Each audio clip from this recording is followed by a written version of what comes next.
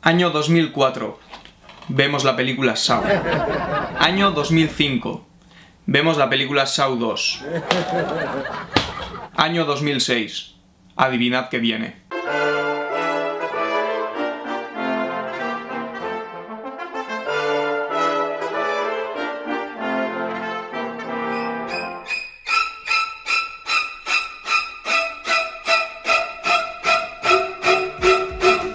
Y efectivamente, en el año 2006 tenemos la película Saw 3, nuevamente dirigida por Darren Lynn Bousman, que vuelvo a decir mal su apellido, y escrita como la 1 y la 2 por Leigh Whannell, que en esta película comete algunos fallos de guión un poquito más importantes que en las otras dos. En la primera película James Wan también estuvo metido en el tema del guión, sobre todo ayudando con la historia, pero el guión es de Leigh Whannell, igual que en la 2 y en la 3. Hablando de esos fallos de guión, hay que decir que Saw 3 empieza ya a tirar de que esto es una historia que necesitas ver todo lo anterior para enterarte de la vaina que vas a ver, porque si no, está llena de unos flashbacks que cortan bastante el ritmo del suspense de lo que es el grosso de la película, para contarte cosas anteriores que acontecen a lo largo de la primera y la segunda película, para explicarte cosas de tipo ya ayudantes de Jigsaw, ayudantes del asesino del puzzle, porque él solo no puede hacerlo todo. Empiezan ya a complicar un poquito la trama y a meterse ya en como si esto fuese una serie. De momento no de una manera muy heavy, pero ya se empieza a entrever las intenciones que van teniendo. Aún así, para mí, con esta tercera película se termina lo que para mí debería de ser la trilogía, que lo cerrase todo y quedaría todo muchísimo mejor, por lo menos a nivel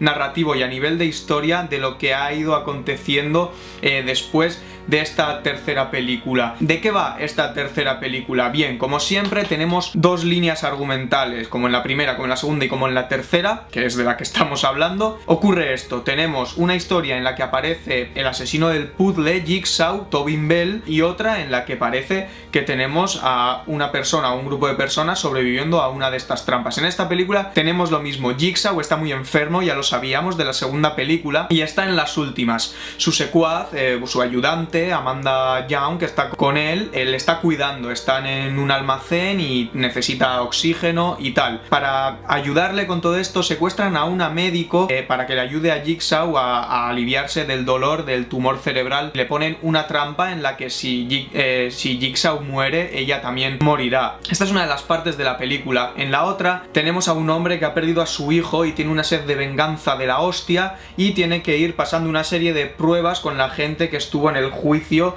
contra el culpable de esto. Y ya no digo más, pero ese es el grosso de la película. A lo largo de todo esto, mientras estamos con Jigsaw y Amanda, vamos viendo flashbacks de cómo organizaron las cosas del resto de películas, y esto no me parece mal en el caso de que esta fuese la última película, porque así dejaría todo cerrado y tendríamos un paquetito muy interesante de las tres películas. Pero no es así. Luego hemos tenido otras 4 secuelas y ahora una que se va a estrenar. Ha empañado un poquito el sustituir la fuerza que podía tener la película en cuanto a suspense y tensión, y ha puesto unas secuencias explicativas que al final ese ritmo lo cortan. Pero como no ha servido para redondear el producto, yo creo que en esta tercera película esas explicaciones sobran un poquito. Hablando de otros derroteros, la película sigue teniendo exactamente el mismo look de las otras dos, planos muy rápidos, estilo videoclipero, la banda sonora de Charlie Clouser, que es el mismo que había hecho las otras dos bandas sonoras, sigue estando muy alta. En las trampas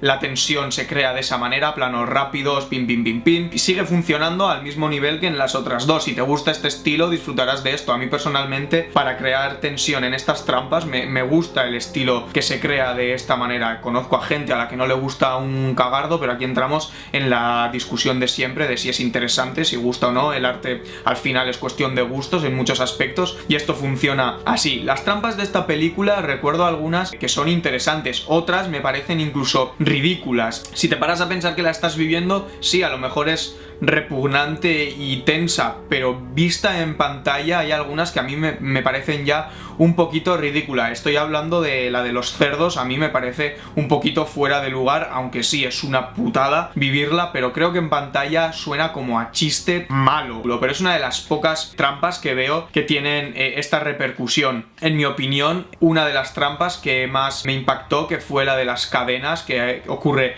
en una escuela. Esa trampa me parece, sobre todo la última acción que debería de hacer el personaje, bastante impactante. Las trampas al final son lo que ha ido haciendo que esta saga perdure. La trama de los guiones probablemente a mucha gente ya le haya ido cansando a lo largo de las secuelas, pero a la gente que le gusta el gore y va al cine a pasar un buen rato con estas cosas, habrá seguido yendo a las salas de cine. Aquí teníamos una tradición muy importante, que era que cada película salía en Halloween todos los años. O sea, esta película salió un año después que la 2 y al final son productos solventes que saben que van a hacer una caja importante, y así es como van sobreviviendo. El guión en esta tercera película, yo insisto que me parece de momento bastante coherente con todo lo que ha pasado en las dos anteriores películas. Tenemos a un Tobin Bell haciendo de Jigsaw que todavía aporta cosas muy interesantes en diálogos, los juegos de manipulación entre unos personajes y otros, como todo al final adquiere una coherencia enorme, cómo van plantando en el guión semillitas, frases, acciones, que al final cuando ves esa explosión del final de la película todo adquiere una coherencia. Yo creo que en esta tercera película sigue estando, y ese final todavía funciona muy bien y sigue sorprendiendo. Es difícil porque la gente, visto el final de las otras dos películas, era algo que iba buscando con muchas ganas, y al final sorprender siempre en todos los finales es algo muy complicado, pero bueno, con estas pequeñas trampas de guión creo que todavía sigue funcionando. El nivel de gore en la película sigue en aumento. Yo creo que en esta tercera película dan un paso más e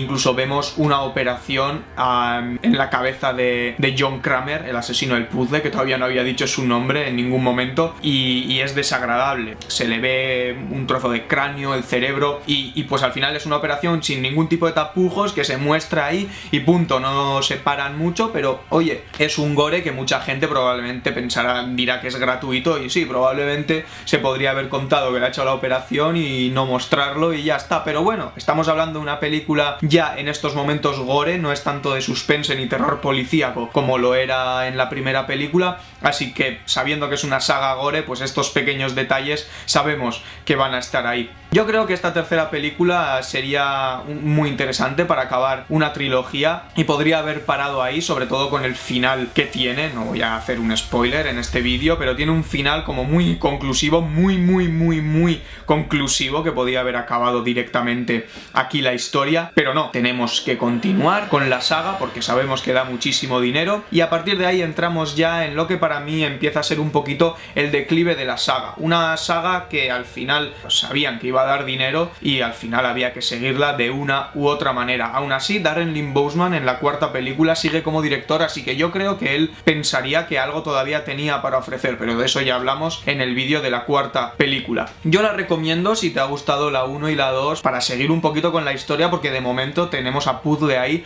de una manera muy interesante. Creo que aporta cosas guays al personaje de Puzzle, creo que él sigue teniendo unas líneas de diálogo brillantes, pero es verdad que tienen una visión de la vida en estas películas bastante, no sé, oscura, bastante triste. Es muy deprimente en realidad la visión de la vida que da la película, pero como creo que filosóficamente no es una película que quiera transmitir nada, simplemente usa como pretexto estas ideas macabras del asesino en serie y ya está, tampoco quiere hacer nada más. Pero bueno, si nos pusiésemos a analizarla filosóficamente, tiene unas ideas bastante hardcore y sí, es bastante deprimente en ese sentido, pero la casquería está ahí. Para mí sigue siendo endiabladamente entretenida, dura 1 hora y 40 minutos y creo que se pasa bastante rápido. Estos flashbacks que hemos comentado antes, pues a lo mejor haya gente que le cortan un poquito el ritmo y el rollo, pero si eres amante de la saga y te gustan los personajes, ver cómo se atan cabos de las otras dos películas siempre es interesante. Así que nada, hasta aquí la crítica de la tercera película y ya vamos hablando sobre la cuarta mañana.